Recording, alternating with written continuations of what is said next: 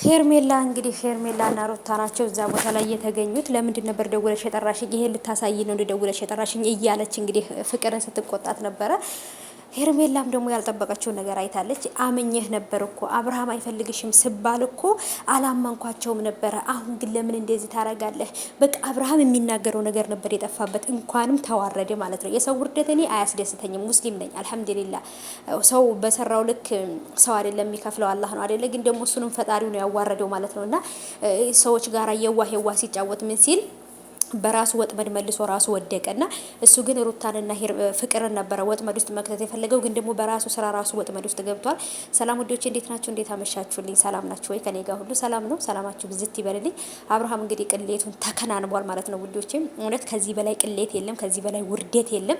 እኔ እንጃ አላቅም። እውነት ከባድ ነው። በተለይ በሚስትና በውሽማ መሀል ወይም ደግሞ በሚስትና በአፍቃሪ መሀል ላይ በተለይ ደግሞ ብዙ ጊዜ ተጣልተው በስንት ይቅርታ በስንት ሽምግልና የታረቃትን ሄርሜላን እስከ መጨረሻው ድረስ አቷታል ማለት ይቻላል። ግን ደግሞ እሱ ማባበል ያቅበታል። ምክንያቱም እኔናችን ሊያለያዩን ፈልገው ነው በዚህ ወጥቶ በዚህ ገብቶ በባሌ በቦሌ ብሎ ሊታረቃት ይችላል ማለት ነው። ግን ደግሞ በፍጹም ሄርሜላ ይሄን ነገር መቀበል የለባትም፣ ልቧን መስበር ካልፈለገች በቀር ማለት ነው።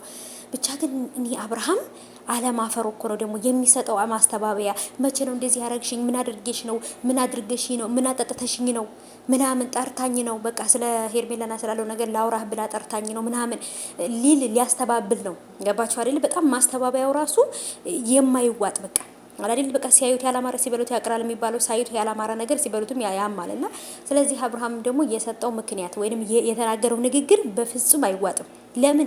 ከፍቅር ጋር ከዚህ በፊት ሌላ ግንኙነት እንዳለው በተለቀቀበት ቪዲዮ አይታችኋል። እና ይሄን ሁሉ ነገር እንግዲህ ይሄን ሁሉ አብርሃም ይሄን ሰሞን በውርደት ላይ ውርደት ነው እየተከናነበ ያለው። ምክንያቱም የሚሰራው ነገር መጥፎ ነገር ስለሆነ ፈጣሪ ራሱ እያጋለጠው ነው። ሄርሜላም ደግሞ እንግዲህ ፈጣሪ ትግስቱን ይስጥሽ። በቃ ሌላ ምንም የምልሽ ነገር የለም። ሄርሜላዬ ትግስቱን ይስጥሽ ፈጣሪ፣ መቻሉን ይስጥሽ። በቃ ምንም ማድረግ አይቻልም። አብርሃም ጋር መኖር ትርፉ ይሄ ነው። በቃ ትርፉ መስተባበር ነው። ዛሬ መዳን ነገ መሰበር ነው። በቃ ይሄ ነው የአብርሃም ስራ።